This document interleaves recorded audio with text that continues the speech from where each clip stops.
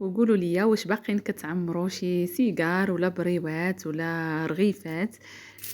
انا شخصيا بديت كنعيا الصراحه، ولكن هاد لي سيجار اللي غادي نشارك معكم اليوم راهم ساهلين بزاف ودغيا كيوجدوا وبحشوه اللي لذيذه واقتصاديه. غادي ندوزو للمكونات وطريقه التحضير.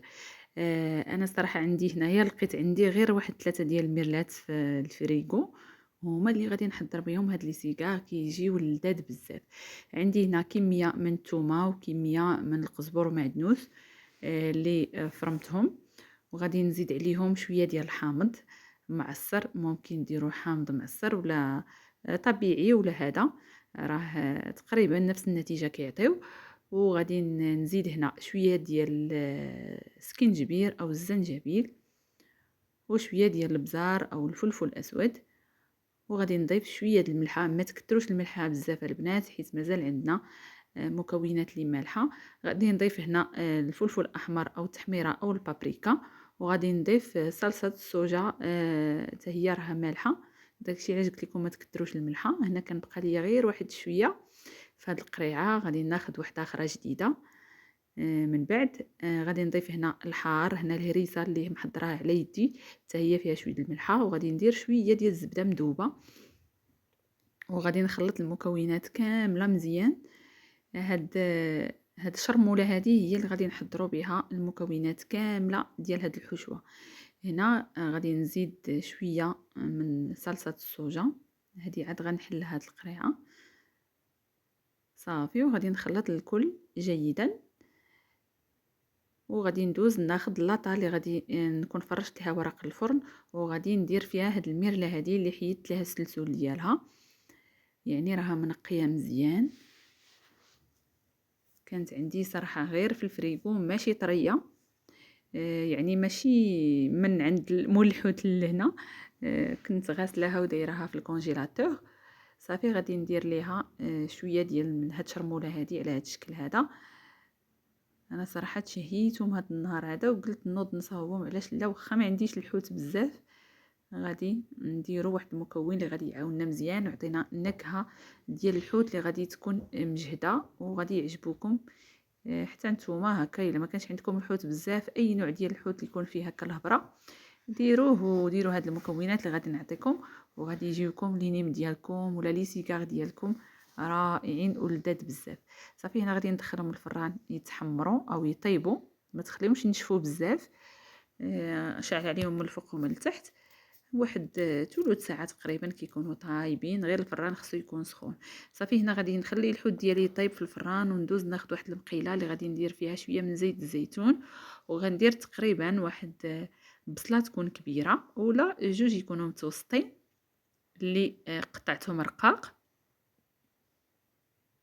وغادي نخلي هاد البصيله هذه تبدا طيح ليا. غادي نضيف هنا شويه من ديك الشرموله اللي حضرنا. هنايا راه بدات كتجمد هاد الشرموله حيت دايره فيها الزبده صافي. غنبقى نحركها هكا مزيان حتى غادي طيح معايا وتبدا تذوب على هاد الشكل هذا. شوفوا معايا كتبدا تعسل هاد البصيله هذه، راه ما كتبقاش باينه في الحشوه ابدا صافي. هنا من بعد غادي نضيف ليها الشعريه الصينيه او الفيرميسيل اللي رطبتها بشويه د الماء سخون يكون طايب، واحد 5 دقائق حتى ل10 دقائق، ونصفيوها نقطعوها بالمقص باش ما تبقاش طويله، ونضيفها لهاد البصله هذه. وغادي نزيد ديك شرموله اللي بقات ليا كامله باش هاد الشعريه الصينيه انا درت هنا ديال الروز تنكه ليا وتجي زوينه ولذيذه صافي. غادي نبقى نحرك بهذا الشكل هذا حتى كتبدا تشرب ليا ديك الشرموله وديك البصيله ما كتبقاش تبان. عاد غادي نضيف هنا الشامبينيون او الفطر. انا عندي هنا المعلب، الى لقيتو طري غادي يكون افضل.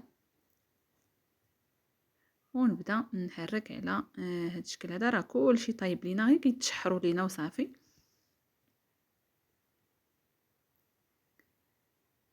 وصافي غادي نطفي على المقيله ديالي، غادي تكون الحشوه ديالي موجوده. هنايا راني حيدت الحوت ديالي اللي دخلته للفران، وغادي نحاول نفرتو هكا او نقيه من داك الشوك اللي كيكون رقيق. ضروري ما ندوزوه في يدينا هكا بهذه الطريقه هذه. فممكن هاد الطريقه تديروها حتى البسطيله اللي تكون كبيره هكا ديال الحوت. انا هنا غادي ندير غير هاد لي سيكار، فماشي مشكل انني نفرتو. الا بغيتو ديروا بسطيله كبيره فخليوه هكا طريفات ديال الحوت يكونوا باينين، باش ملي كنديروه في البسطيله كيبان الحوت ديالنا، ما كيجيش مفرتت كامل. صافي غادي نحاول نقيه كامل او نحيد ديك القشيره هكا او الجلده اللي كتكون فيه، ونتبعو كامل باش نحيد دوك الشويكات هكا اللي كيكونوا رقاق.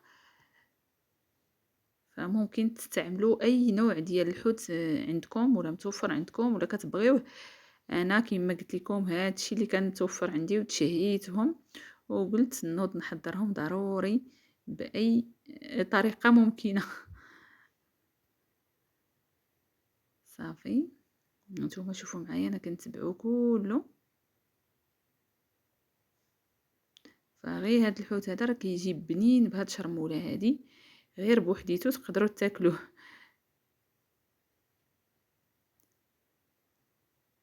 فقولوا لي في التعاليق واش مازال كديروا هاد الشهيوات هادو ولا عيتوا. انا شخصيا غير كدوز 15 يوم الاولى صافي كنبدا نقضي باش ما كان. ولكن هنايا اليوم برعت راسي بهاد اللينيم هادو كيجيو زوينين. صافي هنا من بعد ما كملت الحوت كامل غادي نضيفو لهاد الشرموله هادي او هاد العطريه ديال الشرموله اللي حضرنا في الاول مع الشعريه الصينيه وديك البصيله. وهنايا غادي نزيد ليهم سوريمي، شرائح ديال سوريمي.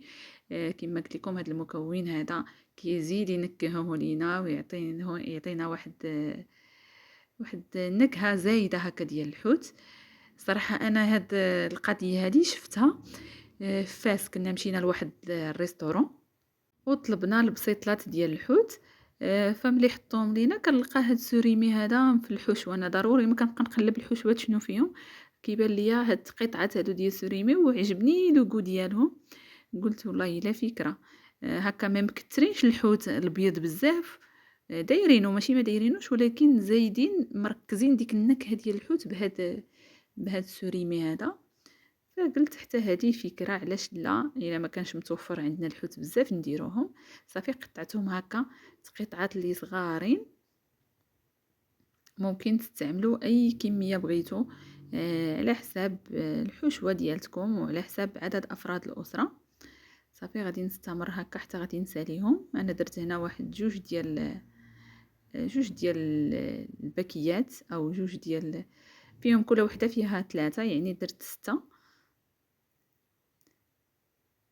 وغادي نخلط كل شيء مزيان ونبدا نعمر في هاد لي سيغار ديالي.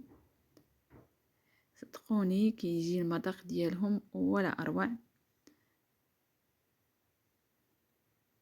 هنا الحشوه راها بردات، يعني مباشره غادي ندوز ناخذ الورقه ديال البسطيله ونبدا نعمر. صافي هنا راه بارده.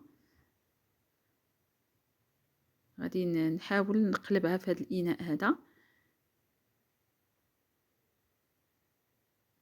باش تزيد تبرد مزيان. راه كانت باقا دافيه شي شويه من التحت، كتبان لي راها بارده، ولكن ما قلبتها من الداخل لقيتها باقا دافيه شويه. غادي نديرها في هذا البول هذا ونخليها حتى تبرد مزيان، عاد نبدا نعمر هاد لي سيغار اللي كيجيو سهل منهم ما كاين. شوفوا معايا الحشوه كيفاش كتجي معلكه وكتجي بنينه بزاف. صدقوني غادي تعجبكم الا جربتوها بهذه الطريقه هذه. صافي مباشره غادي ناخذ ورقه البسطيله ديالي اللي خديتها من المراكز التجاريه الكبرى. صراحه عجبتني هذه الورقه هذه. كنت فايت حضرت معكم في البدايه هكا في ديال رمضان ولا في الايام الاولى ديال رمضان هكا بريوات، وصدقوا لي زوينين. كنت غادي نجربها اول مره، كنت غنجربها في دوك البريوات. ملي عجباتني فقلت علاش لا نديرها حتى في هاد لي سيغار هادو. راه كتجي مقرمشه وغزاله، ما تشبعوش منها. انا الصراحه هذه غناتني على انني نبقى نمشي نقلب على ورقه البسطيله ونشوفها واش زوينه ولا لا، ونبقى شاده النوبه امتى توجد ليا كنمشي مباشره ناخذها ونجي. عندي هنا الزبده اللي غادي ندهن الورقه ديالي بها، ولكن كتبقى الصراحه الورقه التقليديه ديالنا اللي كيصاوبوا لنا ديك العيالات هكا كتبقى احسن من هذه بزاف. ولكن نظرا لضيق الوقت بزاف ديال الحوايج انا فضلت انني نمشي ناخذها هي. صافي انا هنايا حاولت انني ندهنهم بالزبده، عندي زبده حيوانيه احسن من الزيت، كتبقى صحيه اكثر. ونبدا نطوي بهذا الشكل هذا. الطي العادي ديال لي سيغار راه معروف، كنطوي على الجنب الاول والجنب الثاني، ونبدا نلوي وانا مزيره يديا بهذا الشكل هذا. ومن في الاخر كندير هكا بياض ديال البيض باش كنلصقهم، حيت انا ما غاديش نقليهم. انا كنديرهم غير في الفران ولا في الاير فراير، كيبقاو هكا كيطيبوا زوينين وكيبقاو صحيين اكثر. صافي غندوز نطوي معكم غير واحد ثانيه. كيف ما قلت لكم الطي ديال لي سيغار معروف عند السيدات كاملين كيعرفوا يطويوه، انا فقط شاركت معكم الحشوه اللي كتجي زوينه واقتصاديه. صافي نعمر الثانيه. انا راه درتهم هنا كبارين، يعني درت 10 ديال الوحدات، حيت الورقه البسطيله كل باكيه فيها 10. فممكن الا بغيتو ديروهم صغار كتقسموا الورقه على جوج وديروا لي سيغار ديالكم يكونوا صغارين ولا بحجم متوسط. هادو راه تبارك الله ما شاء الله كيجيو كبار بزاف، كيجيو شباعيين. صافي غادي نلصق هنايا بشويه ديال بياض البيض، كندير هكا يديا مباشره حيت الا درت ديك الشيته كتهز ليا بزاف. وبهذا غادي نكون ساليت هاد لي سيغار ديالي. وكنت هنا زدت واحد 4 ديال الوحدات، كانت عندي واحد 4 ديال الوريقات كانوا باقيين شايطين ليا، يعني درت 16 وحده. وغادي نطيب معكم فقط هاد الخمسه باش تشوفوهم كيفاش جاو، والاخرين غادي نخليهم حتى يقرب المغرب عاد نديرهم هكا في الفران.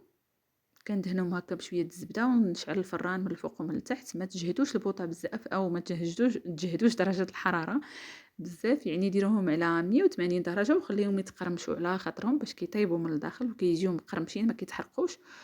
وكيكونوا لي سيغار ديالنا هما هادو كيجيو مقرمشين كيف ما كتسمعوا وكيجيو ولا اروع. كنتمنى الفيديو ديال اليوم يعجبكم وتبارطاجيوه مع الاهل والاصدقاء باش تعم الفائده، وتشجعوني بلي لايك ديالكم، التعليق ديالكم اللي كتفرحني. نهاركم مبروك والسلام عليكم.